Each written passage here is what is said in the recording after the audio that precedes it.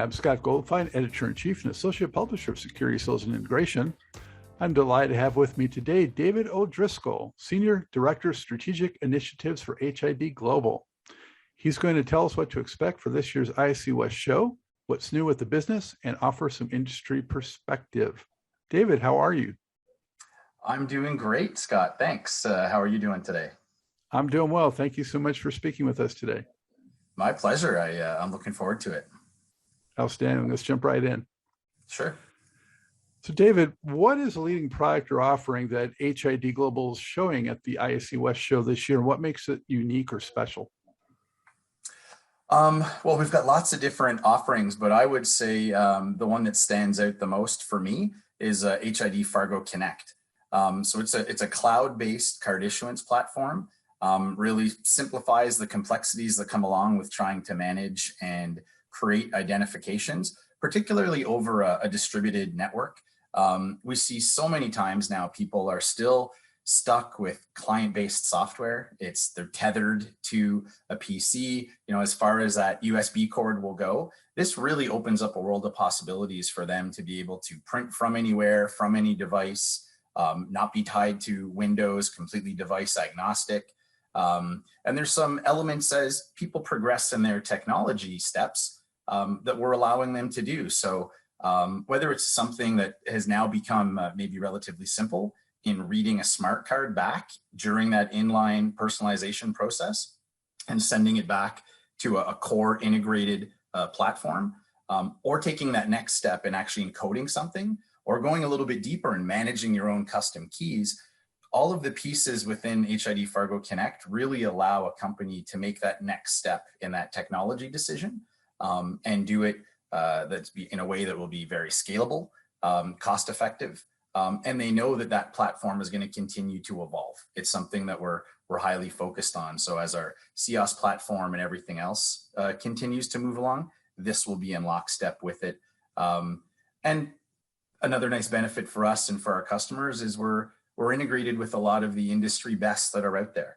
The JCIs of the world, Linnell, Card Exchange, just to name a few that we work with to take care of our customers together. And I know there'll be so much to look at the booth. Is there anything else that you think visitors should look out for, or maybe after the show follow up to get more information on?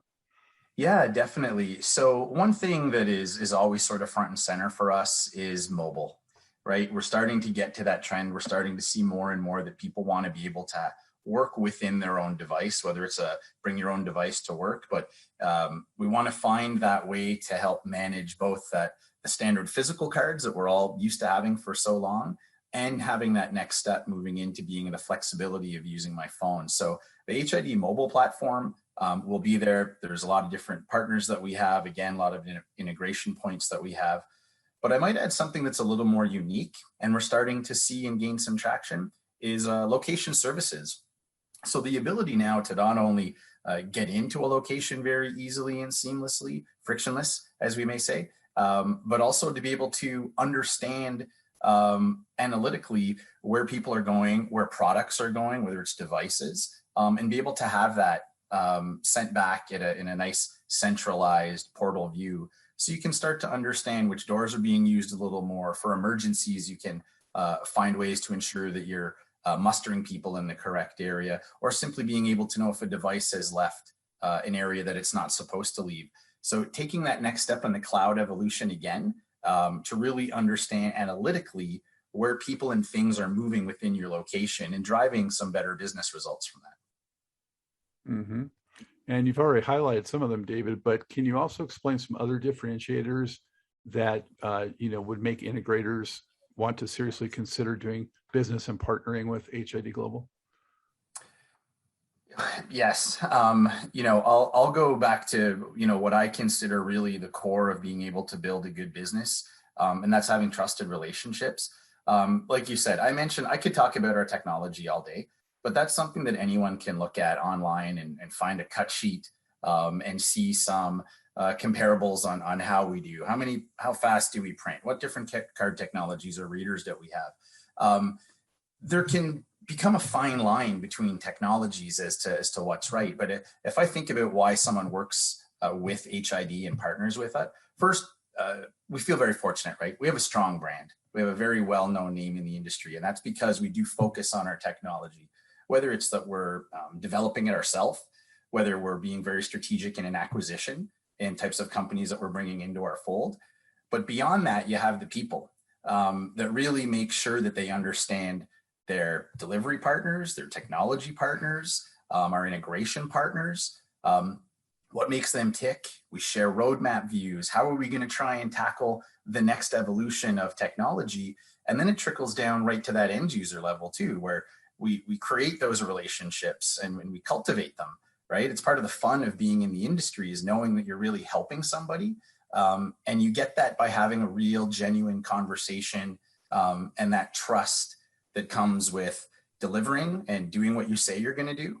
And I would say at the end of the day, to me, that's the number one reason that people work with us, is that they believe that we actually back our products and we're going to support them.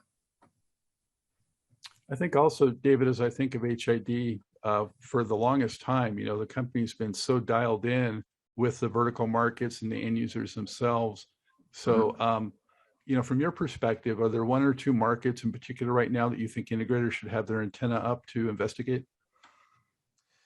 Yeah, well, there's, I guess maybe I'm a little bit biased because I spend a lot of time and there's such an interesting, innovative group. In the higher education space, we're really seeing the leaps that they're taking, whether they're challenging their students to be able to help assist in some areas and evolve how they're managing their campuses. But healthcare, even if we just look at where the demographics are, healthcare becomes more and more important. There's more and more patients that are out there. And they need that security and that trust to know that their information, is secure, it's encrypted, depending on whichever direction you're going to go, that the people that are coming to visit belong there. So to me, because I could probably mention a number of them, but I would say in the higher education space should be a strong focus because they're very innovative and they want to make sure that they're on the cutting edge. And then the healthcare space, mainly because they need it and they're transitioning. And there's a significant portion of them, and we can provide a lot of help and make sure we're guiding them the right way. So many opportunities. We love that always. Yes. Is there anything else, David, about the company itself that you'd like to add?